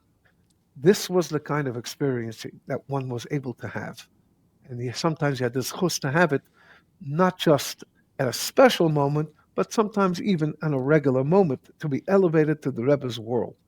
And that's why I say that when writing something about the Rebbe, it's not just simply a memory. Then people read your memories, he has nice memories. First of all, the details are very, very important. And that's why I said to you before, I don't only rely on my memory, but I want to know if I missed a detail here or there. So that should be part of the equation. And the details are very important. And secondly, even more important, most important, is that you have to be descriptive and write not just what happened, but write the whole atmosphere of what was going on. And that's why I speak as well. When I tell it with as many details as possible, so that people who are listening should be able to feel what I'm feeling, what I'm experiencing. So it's clear by you that someone who doesn't remember the Rebbe or never saw the Rebbe can have the same experience? Without a doubt. Without any doubt. But no doubt whatsoever. It happened to me. And it happened to me more than once in different settings and in different places and in different times of my life. It's happened to me more than once. If you really, really, really connect, you're going to be connected. Your mind will be there. The only thing you're missing is the fact that it's physically not happening, but there's more than physical that's happening around you. There's energies, and there's Ruchnius, and there's Rebbe. These are things that are intangible, and those are things that you can absolutely be connected to, and you are connected to. So in other words, when you learn a sicha, when you learn a mimer, you're learning the Rebbe's Torah, you're learning the Rebbe's wisdom. And Yom Yom it says that his kashas to the Rebbe is paramount in that way. That's because you think like the Rebbe thinks. But I think there's another step to this, and that is not just to think. Well, he says that in Yom Yom. Right. The Rebbe writes in Yom Yom. Another thing is, I think, Rebbe to be by Chassidim, by the Farbrengens. By Farbrengens, absolutely. But that's in order to be this podcast is called Among Chassidim. That's what we're doing here. Right. To be among Chassidim. Totally. That's to be a chassid. But I'm saying that there's another level here, and that is sometimes you just simply need to be with the Rebbe. Not because of learning and not because of other chassidim, and simply to be with the Rebbe. So you had that chance for Gashmias when there was Yechidus, when there was Dalas, when Kesher Bracha, when there's a Lekach, and things like that. But that as if you really, really, really push yourself, one, you need to and you want to, you can experience that today as well. So you're saying, because Beruchnis, this is all happening, right? The Rebbe leapt and Yatim Chayeyi, Ma'ala Haldan Eimedim Shamish, and all of these things, and the Nasi Adair is the Nasi Adair today. So since this is happening Beruchnis, so that's the reason why it's possible physically, if you work at it and if you concentrate on it and use the proper tools, you can actually have this gashmistic feeling of being by the Rebbe as well. And that's the key word, the tools, because you didn't need that. You just showed up for our kafas and you had yourself for the whole year. You had a Rebbe. So I always tell people that's I'm saying the reason why we have the hair, for example, is for this reason, to give people tools. As you know from the beginning, I'm a massive fan of the Daher, and I've been a big supporter over all the years. And I will use words of encouragement to all you guys who are working on this. I'm always going to be your number one fan because you keep this notice going. In addition to all the great things that you have, the details that people won't know about, and you uncover stories and sichos and whatever it might be. But it's just the fact that once a month you have a Rebbe walking into your house. You have to read it. It's not the same, but it's a magazine that's sitting there. It's in English. It's available, and it's fantastic. It's just a fantastic thing. And lately you've cleaned it up. We know the writing has become so much better. We started writing it in English. You used proper English. That was my big complaint to you, and you got to get details correct. It's probably one of the most challenging things to continuously write things that you haven't written about before, because after however many years, it's been over probably close to 15 years, you start running out of material, and you're keeping this thing going and keeping it alive. Baruch Hashem, thanks to the Deher, big fat Yasher Koyach, and to you, who actually you direct the whole thing. So you were the one who raises the money, and you were the one who makes sure that it's going. The buck stops with you. So I give you a big Yasher Koyach to you and to your wife, obviously, who is your partner in this. So it should be continued. Please don't ever think about stopping this. Chas v'sholom. Yeah. And obviously, there's other tools that I'm saying learning the Rebbe's Torah is all part of it. I'm saying it's all one big, or I don't know the word that I'm looking for, but it's a lifelong mission and she'ifa that needs to be done, and it's done through doing what the Rebbe wants, for going on Mivtzayim, through being a shliach, through learning the Rebbe's Torah, through watching the Rebbe's videos, through reading the Her. I'm saying, but this is a constant avodah that we engage with. It's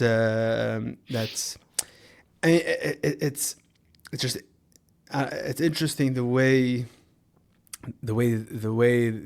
what the reality is, that Amal, you just had to be there in the right place at the right time, and now it's needed. It's much, but ultimately because of that, because you need to work at it, it's a lot deeper. Saying, and anything that you need to work hard for is ultimately going to be a lot deeper. So mastama, the fact that we know that today people, especially older people, like saying that people today are more makusha than we were, etc. There's a reason for it, because people actually worked for it. People actually engaged in doing this on a daily basis. Yeah. So several points. You can compartmentalize this whole thing by saying there's a time for learning, and there's a time for doing, and there's a time for watching, and getting involved in everything else. But his kashrus was not just learning the Rebbe's Torah; it was also coming to visit the Rebbe, and it was also hearing the Rebbe, and watching and observing the Rebbe, davening with the Rebbe. There was more to that than simply being a chassid. In other words, putting on a kapota and a hat is a big sichos, and a gartel, big sichos, because now you're saying, I want to follow the Rebbe. But following the Rebbe, if you really want to feel, in my day, there were people who were not so connected, even though they were there for Hakafas, and they were there for Napoleon's March at the end of Yom Kippur, and they were there for Keshe Bracha, and they were there for dollars, and they were there for Yechidus even, but they weren't so connected, so committed. But the Rebbe gave us tools. And of course, learning the Rebbe's Torah is of the bedrock, because that's how you think along the same lines as the Rebbe. That's how you become inspired by the Rebbe. But going on shlichus is obviously, or even if you're not officially a shliach, but doing the Rebbe's work or supporting the Rebbe's work, those are all tools to be connected to the Rebbe. I would say, my obsession, this had to come up sooner or later in this podcast about the Rambam. That the learning of the Rambam every day is the biggest tool for Hashkashas. And that the reason is because every other thing that the Rebbe wanted was really not about us. He wanted you to go mitzvahim, and he wanted you to help this one out and go to the shlichus. But the Rambam, he wants you to learn every day. You, me, us. He wants us to learn. And chitas is something that the Rebbe spoke and wrote about thousands of times. But that wasn't from the Rebbe. Rambam is directly from the Rebbe. And it's not something that he asked you to do with other people. Of course, learning with other people is a big thing, but that wasn't the mitzvah. The mitzvah is to go and learn by yourself. That means you spend 15, 20 minutes every day, sometimes a little bit more, maybe a little bit less sometimes, every day, every single day, without fail. And it's 365 days a year. It's not like mitzvah tefillin where there are days you can't do it, or mitzvah lulav or matzah, even Avos Yisrael if you're not around Jews. This is every day for you, for me, for us to do personally. And that's your moment it's your 15 minutes of iskashus.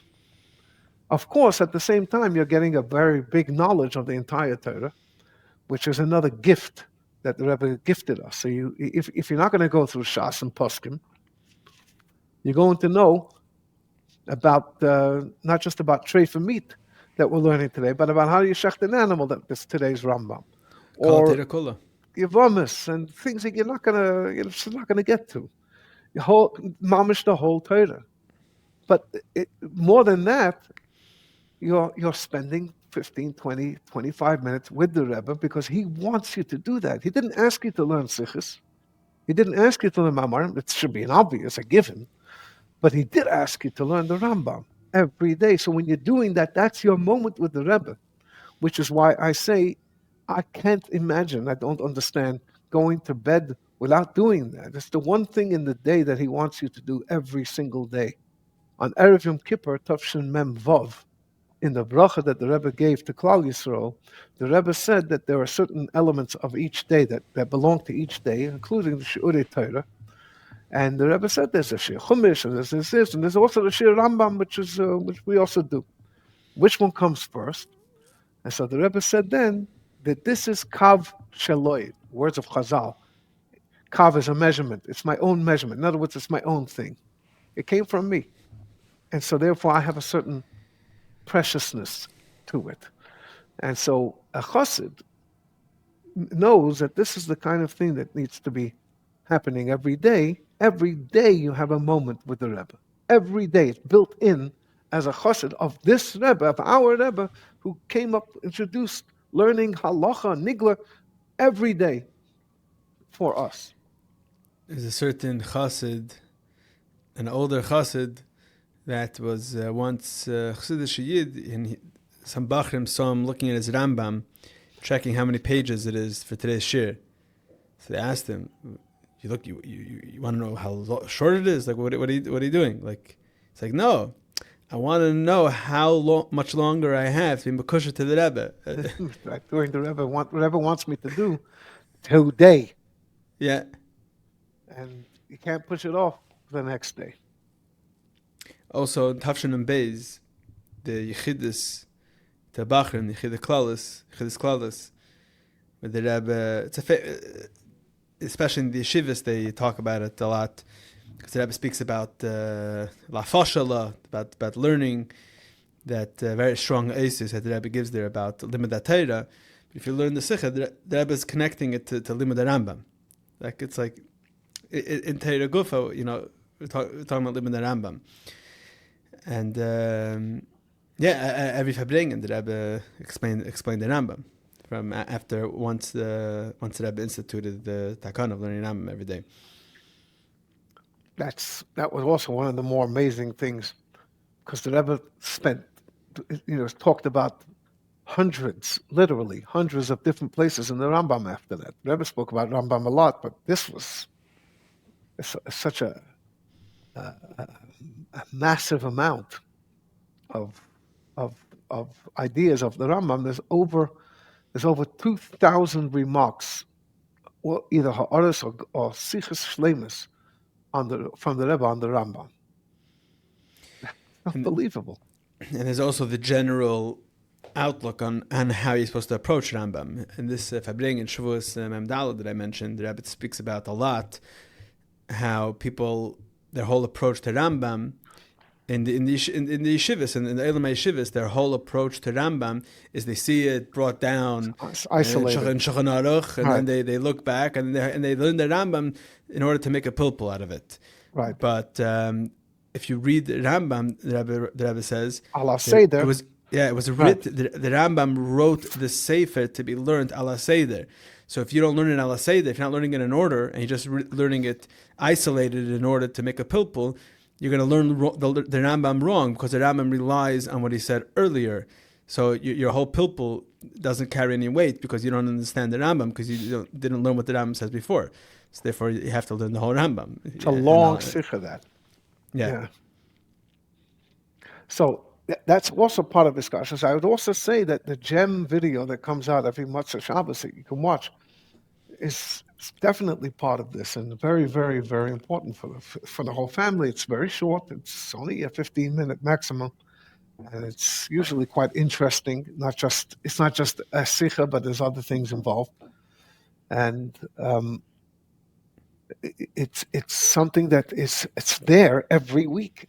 Something different, something new, amazing, and these are the tools that the Rebbe left us. There's no Gadol b'Yisrael who ever in history who was recorded and obviously videoed this amount of times, and this in so many different ways. And the Rebbe wasn't necessarily as comfortable as he might look. The Rebbe expressed several times regarding videos, regarding pictures, but it's possible that the Rebbe allowed this so that it should be left behind, that we can continue getting this connection to the Rebbe. Okay, Hakafis isn't available, but for that reason, as you asked before, for that reason, I feel a personal responsibility to talk with as many details and as length as possible to anybody, to put out this book, just that people should be able to have this kind of experience themselves. Not that people should know what happened. Mm-hmm. So, okay. So I think that the question really is, why is this whole thing needed? What I mean to say is, Mashiach could have came before Gimmel Tammuz, like it was supposed to, or maybe obviously it wasn't because it didn't. But why is this whole attainable hiskashrus that we can have? Why is it needed? I mean, whichever way you slice it, it's a very tricky time. It's Gimmel Tammuz. Now, I'm saying it's a very tricky time in history. There never was such a concept that 30 years after Gimmel Tammuz in Chassidus Chabad, nothing's ever existed. Dafke now, when Mashiach's coming, we have this experience. The question is, what's the purpose of it? And you expect me to have an answer to that? I'm assuming you had 30 years to think about it. The Rebbe had more than 30 years to think about it, and the Rebbe would say often, it's ganz nicht verstandig. The Rebbe, in this classic sichos, Chamisha Osa B'Shvat Tavshin Lamed Tes, and Hashanah Rabbah Tavshin Mem Daled, and to a certain extent, Tzvah Shmini Tavshin Mem Beis, the very heavy bechiyas neros, heavy crying, weeping from the Rebbe on Golus. And in each one of those, and in lots of other places where the Rebbe wasn't necessarily crying, the Rebbe would say, this just doesn't make sense. It doesn't make sense why this is happening. This is the Rebbe, when I was a bocher on Slichus on Erev Rosh Hashanah, after Shma Keleinu, there's a little Yehi Ratzon that you say, only on Erev Rosh Hashanah. There's a similar tefillah that you also say on Yom Kippur. And basically the tefillah is that these days we don't have a melech, and we don't have a this, and we don't have a kohen, and we don't have this, and we don't have this. And so asking the Eibush to put an end to Golus. That's just tefillah. And when I looked at that tefillah, I was standing there in 770 with the Rebbe. I was inclined not to say that. It didn't make sense. When the Rebbe would stand there and talk about Golus, and the Rebbe would sometimes cry about the Golus, in Mem Vav and Mem Zayin, the Rebbe was winter Mem Vav Mem Zayin, the Rebbe was pushing this very, very strong. And I would always say to myself, I don't understand this. Would the Beis HaMikdash be any greater than what we are having here, right here? This is the Beis HaMikdash. This is that experience. You're going to watch cows be slaughtered. Is that obviously? That's of course that's the greatest thing, and that we ask for the Eibush to V'sham Nasa Lefanecha As Kabbalah Sheveseinu. We say that in the davening. But I can't imagine standing and watching Kohanim sprinkling blood on the Mizbeach and the Leviim singing songs, and everything else. I'm sure that must have been great, but we don't have anybody who wrote Zichronos from there. But here, you're standing, and it's such an elevation. How could you get away from the Eibishter when you're standing in this kind of presence? And the Rebbe's pouring Kamayin Amazgabe, Torah, and Beshefa, and Nigunim, and the atmosphere, the Hakafas, and all of these things. And here's the Rebbe crying. He's in terrible pain. He's crying about Bonim Shegolim Al Shulchan Aviyim, and about Tsar, and about the Tzoros, etc., etc. So it makes no sense, the Rebbe said. The Rebbe said many times, it makes no sense.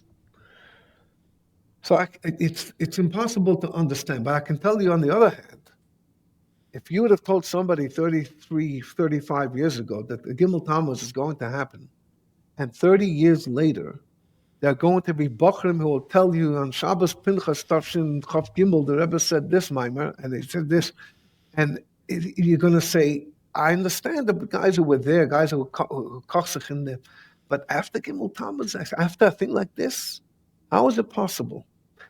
And there's only one answer to that. Whatever the Eibishter did on Gimmel Tammuz is the Eibishter's cheshbonus. But the Rebbe did not go away. Yatim b'chayohi, okay, you can say that, and we all have our stories and we all have our things. It's Yatim b'chayohi. But even if you don't want to say Yatim b'chayohi, that thing that you can learn a Farbrengen, you can watch a Farbrengen, you can watch a video and bring yourself and transport yourself into it, is lo yo'umen ki super. You can't do that with the Baal Shem Tov. You cannot do that with Moshe Rabbeinu. You can learn Rambam every day and you don't know who the Rambam was. You can't connect to the Rambam like that. You cannot connect to anyone like you can connect to the Rebbe. And it's not just about going to the Eil or 770 or learning the Rebbe's Torah. It's this atmosphere, the energy that the Rebbe feared the Welt is never happened. It's unprecedented. Not just because there's no Mamala Mokim Lachman Islam, but because the Rebbe hasn't gone away. Whatever the Rebbe said about the Friedrich Rebbe and Tafshin Yud, I don't understand that, because I was around in the Chofs and the Lammets and in the Mems, and I did not feel the Friedrich Rebbe Yatim B'Chayoyi. I went to the Friedrich Rebbe's Oil and Erev Rosh Hashanah and maybe Yud Shvat and Yud Beis Tammuz, and I didn't get it. You know what? I didn't see a video of the Friedrich Rebbe until after Gimmel Tammuz, where you see the Friedrich Rebbe receiving the citizenship, and he's flickering his eyes, his eyelids are opening and closing. And he said, "Wow, it's the first time you saw the Friedrich Rebbe even like a living, moving thing." You have thousands of hours of video of the Rebbe. I don't know why Gimmel Tammuz has to happen. It's nicht verstandig. And why hasn't, Gimmel Tammuz had to happen, but why can't it be over already? What's he waiting for now? I don't understand that, and I don't think anybody could explain this. But what you're seeing is people who are continuously connecting to the Rebbe, even young people whose fathers didn't see the Rebbe and didn't hear the Rebbe, and they are very into it, and they're very connected, and they're very motivated to go out on shlichus to far-flung places, and they have to work very, very hard, and they have to do things which are Mesiras Nefesh Mamish, only because the Rebbe wants them to do it. This is unprecedented. It's unheard of, and this is who we had. This was our gift that the Eibishter gave us, the Rebbe, and that gift continues to give, and continues to be available, and when this Golus will be over, and we're going to go wherever we're going to go in 770, and whatever's going to happen then, these people who are connected to the Rebbe like this are going to be in very good shape, because we'll be ready. The Rebbe wouldn't have to skip a beat. People wouldn't have to skip a beat. We know the style, we know the person, we know how it is. We're ready. We're ready, and we're ready for the Grand Sing. In Lubavitch, everyone likes talking camp terms. I was the head counselor. Okay, so I think that it's appropriate that it should be B'Peil Mamish and take it from Yad Mamish, and it should be today. Now, mamish. Right. One thing we know, there might be a debate, who's Mashiach, what. When the Rebbe comes, we're going to be right there, next to the Rebbe. Hopefully, hopefully we'll have a spot. You said before about Makom Kavua. I don't know if we're going to be able to retain our old places, but hopefully there'll be place. There's an old vart from Gershom Mendel Gerelik. I think he says that when Mashiach comes, you're not going to be able to get in. You'd be lucky if they let you in. Yeah, that's the thing. In other words, it's not so simple. But I don't think the Rebbe, we say in the Rishus for Chosn Torah, Toiv Ayin Hu Yevayrach. There's a pasuk in Mishlei. Toiv Ayin Hu Yevayrach. So the Gemara says, Zeh Moshe Rabbeinu. Toiv Ayin. You have a good eye. He should be blessed, because Moshe Rabbeinu received the luchos and he gave it. He was Torah Tziva Lonu. So he's Toiv Ayin because of his goodness. So our Moshe Rabbeinu, I don't think is going to let us stay outside the door. Those are the Friedrich Rebbe's times where couldn't come in, but the Rebbe wanted everybody to be allowed in, and I'm sure we're going to all be there.